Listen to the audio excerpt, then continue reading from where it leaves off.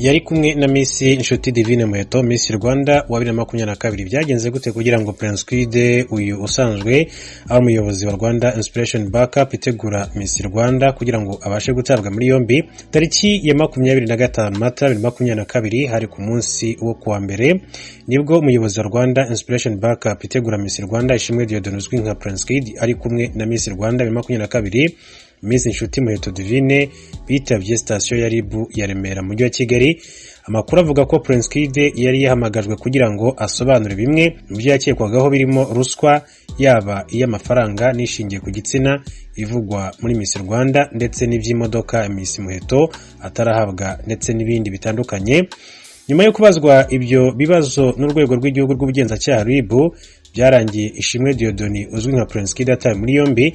Amakuru akavuga ko afungiye kuri station ya RIB ya Remera mu mujyi wa Kigali. Inyarwanda.com dukesha aya makuru nayo ngo ikimara kumenya ayo makuru ngo yifuje kuyakurikirana kugira ngo hamenyekane ukuri kwayo. Mu kiganiro umuvugizi w'urwego rw'ubugenzacyaha RIB Dr Murangira Bitsiri yagiranye n'iki kinyamakuru yemeje aya makuru.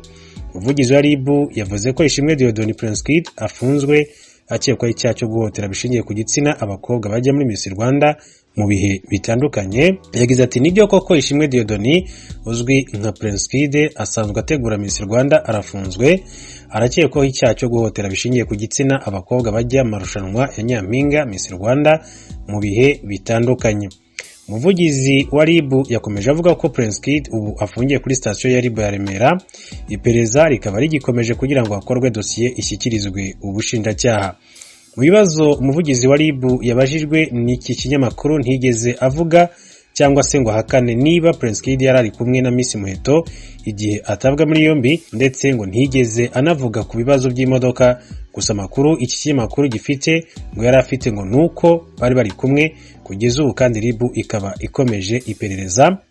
Prince Kid rero akaba yamaze gutabwa muri yombi. Ritabwa muri yombi rero rya Ishimwe Dieudonne Prince Kid rije rikurikira isezera ry'uwari umuvugizi w'iri rushanwa Miss Nimwiza Megan. Tariki ya 31 ukwakira 2023 nibwo Rwanda Inspiration Backup yegukanye isoko ryo gukurikirana management cyangwa se imicungire Nyampinga mu Rwanda mu rwego rwo kugabanya impungenge zimwe na zimwe zaterwaga no kuba Nyampinga yaba cyangwa se yabaga adafite abamukurikirana. Kuva Rwanda Inspiration Backup yatorwa kugeza ubu impinduka zagaragaye cyane muri rushanwa, kuva ku myumvire yari isanganywe n'ababyeyi kugeza ku bihembo umukobwa yahabwaga amaze gutwara irushanwa rya Nyampinga cyangwa se rya Miss Rwanda. Ngibyo rero ni operation y'uburyo uyu mugabo Prince Kid cyangwa se Ishimwe Dieudonne yatawe muri yombi n'urwego rw'igihugu rushinzwe ubugenzacyaha, akaba akurikiranyweho ibyaha bifitanye isano no kuba ahotera ku bishingiye ku gitsina abakobwa rero bitabira irushanwa rya Nyampinga w'u Rwanda.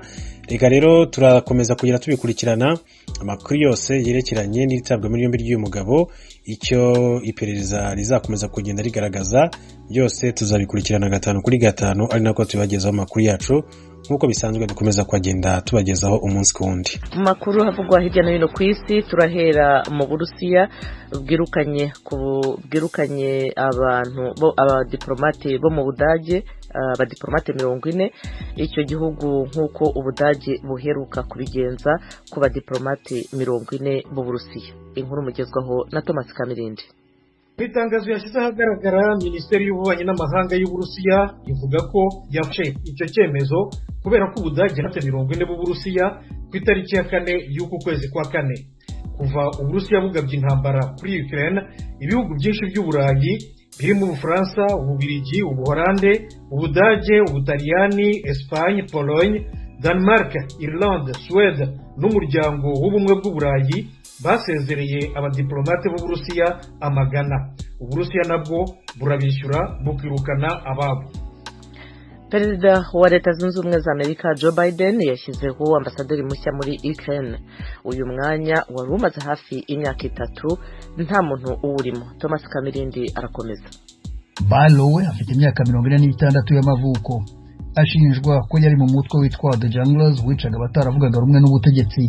Ubushinjacyaha buvuga ko Perezida Yahya Jammeh ubwe yakoresheje uyu mutwe. Perezida Biden yahisemo umutegarugori Bridget Brink usanzwe ari ambasaderi wa Leta Zunze Ubumwe za Amerika mu gihugu cya Slovakia mu Burayi bwo hagati kuva mu bihumbi 2019. Mbere yo kujya muri Ukraine, Brink agomba kubanza kwemezwa na Sena ya Amerika.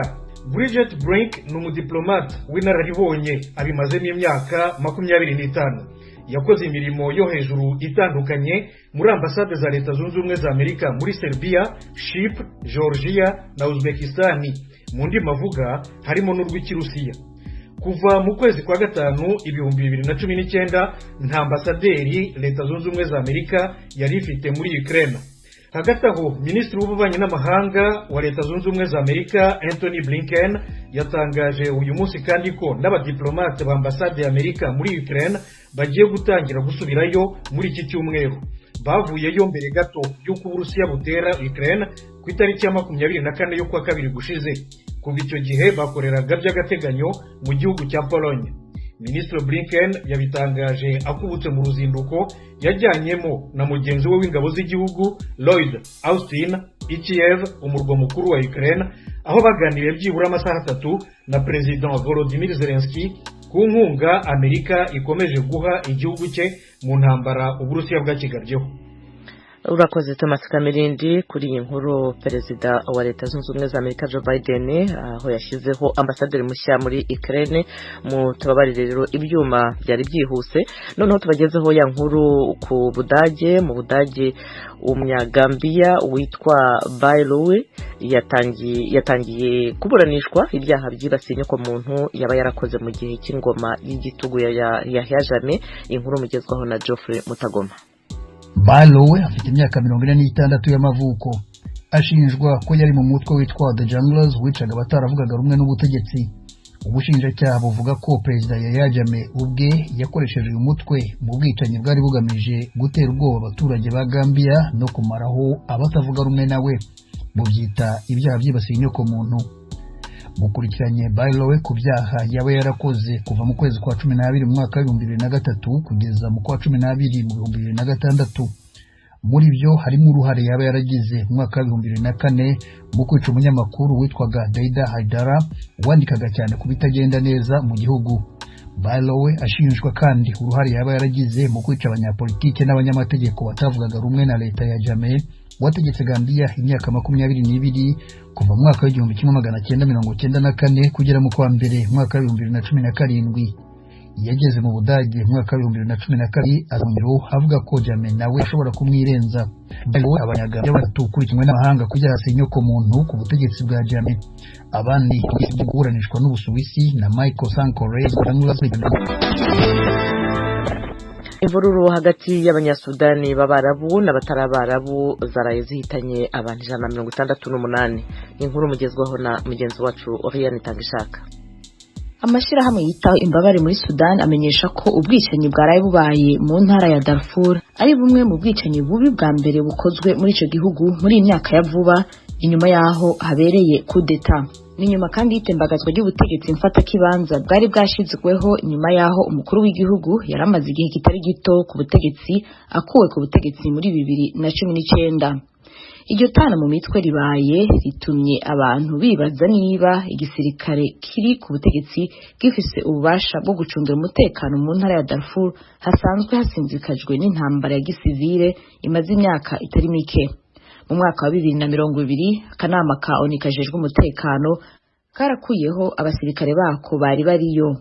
Umuvugizi w'ibiro bijejwe gutunganya ibikorwa byo gufasha abataye ingo zabo muri Darfur, Adam Rigol, atangaza ko ubwo bwicanyi bwaraye bubaye bwakomerekeje kandi abantu 98.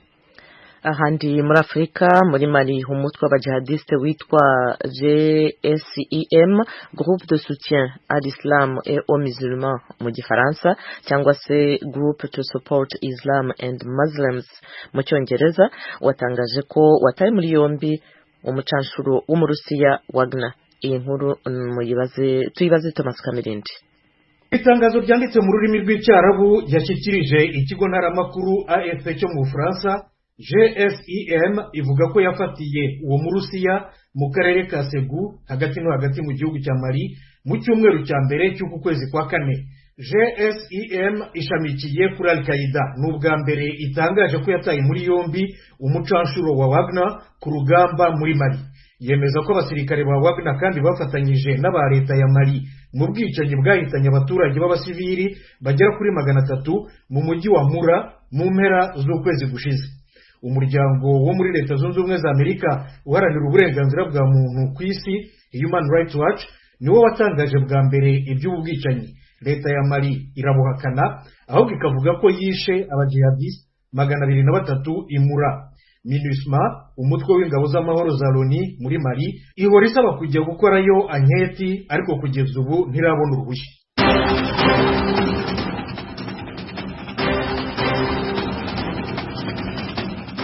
barakoze bagenzi bacu Thomas Kamirindi na Oriane Tangishaka batugejeho amakuru avugwa hirya no hino ku isi.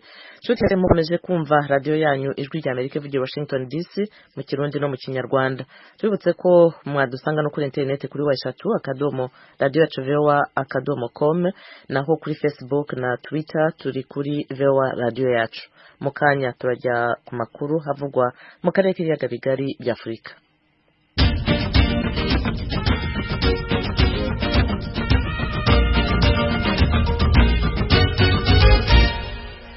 Perezida w'u Rwanda Paul Kagame yasuye Uganda bwa mbere mu myaka 4 ishize. Ku mugoroba ku cyumweru Perezida Kagame yakiriwe mu ngoro y'umukuru w'igihugu mu muhango wo kwizihiza isabukuru y'amavuko y'umuhungu wa Perezida Yoweri Museveni.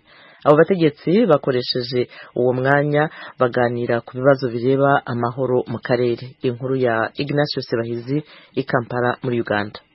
Umuhango kwizihiza isabukuru y'imyaka 48 ya Generali Muhozi Kainerugaba yitabiriwe n'abanyacubahiro benshi bo muri guverinoma ndetse no hanze y'igihugu. Habaye ibirori bitandukanye byamaze iminsi 3 bibera mu bice by'igihugu bitandukanye. Hari ibyabereye ku bivuga by'imikino aho abaturage ibihumbi bakiriwe ndetse bakanasusurutswa n'abahanzi batandukanye.